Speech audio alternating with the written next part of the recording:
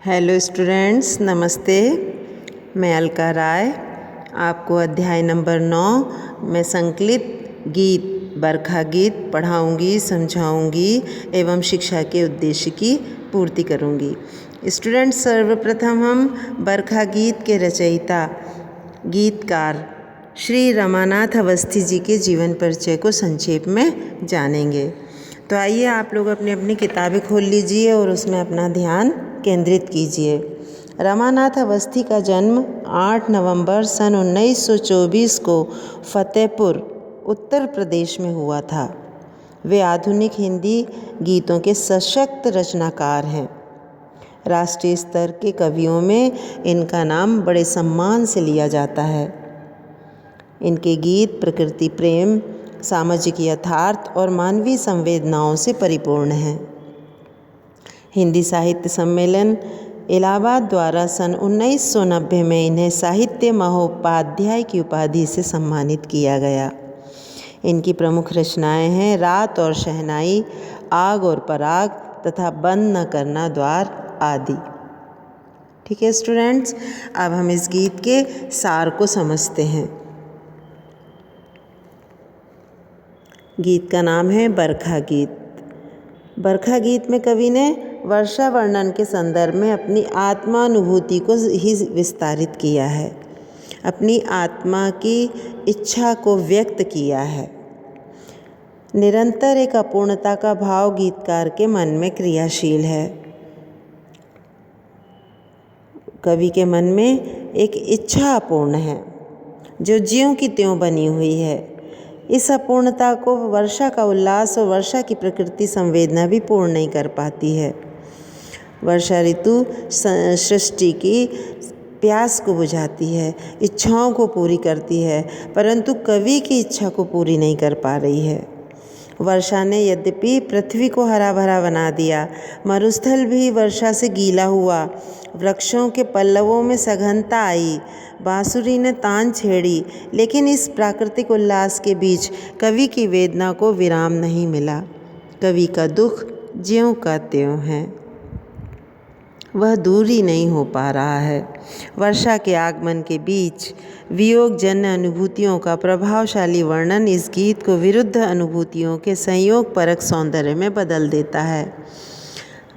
अर्थात वर्षा के आगमन से जो खुशी है, चारों ओर सुख का, संसार और सृष्टि सुख का अनुभव कर रही है, और कवि का जो मन का दुख है, कवि की पीड़ा, दोनों विरुद्ध अनुभूतियाँ हैं। उन दोनों विरुद्ध अनुभूतियों ने इस गीत को बड़ा सुंदर बना दिया है।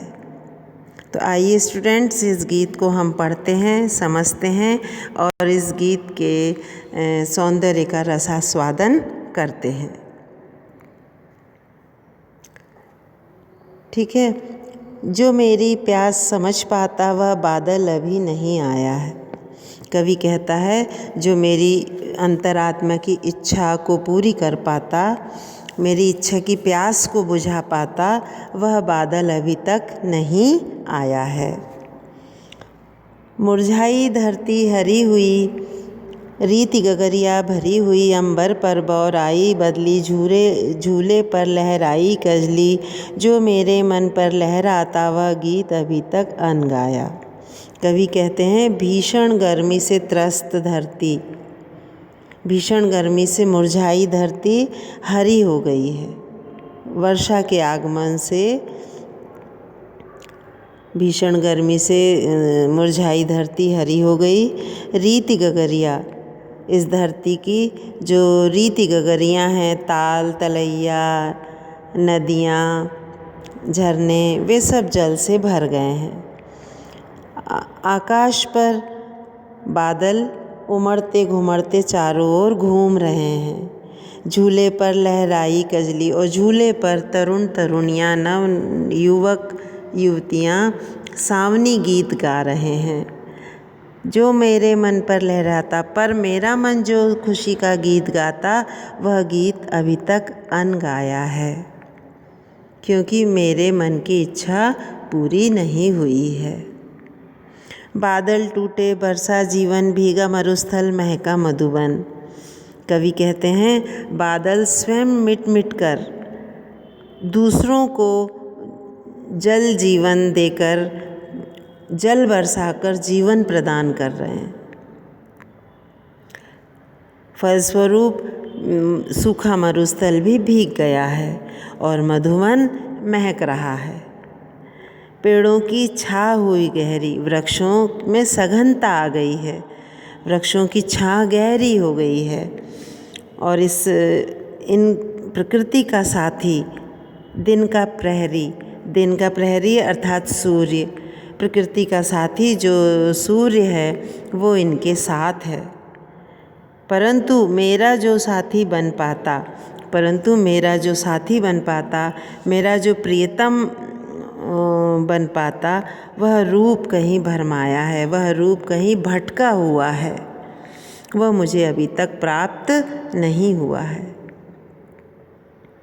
बरखा के भय से डरी डरी बजती है दूर कहीं बांसुरी, जागी फिर से सोई पीड़ा, फिर विकल हुई कोई मीरा। कवि कहते हैं कि दूर कहीं से बांसुरी का धीमा स्वर सुनकर ऐसा लगता है जैसे बांसुरी वर्षा के भय से डर करके बज रही है, और वह धीमा स्वर मेरी अंदर सोई हुई इच्छा को फिर जगा दे रहा है, जागृत कर दे रहा है, जिससे मेरी आत्मा रूपी मीरा व्याकुल हो रही है। मेरी आत्मा रूपी मीरा अपने प्रियतम को पाने के लिए व्याकुल हो उठी है। जो पीड़ा को दुलरा सकता वो ऐसा घनश्याम नहीं आया है। कवि कहता है मेरी आत्मा रूपी मीरा जो प्रियतम के अभाव में व्याकुल है, उसके दुख दर्द को जो प्रियतम दूर कर देता, वह प्रियतम रूपी घनश्याम अभी तक मुझे नहीं मिला है। स्टूडेंट्स, आशा करती हूँ आपको ये कविता समझ में आ गई होगी। ठीक है।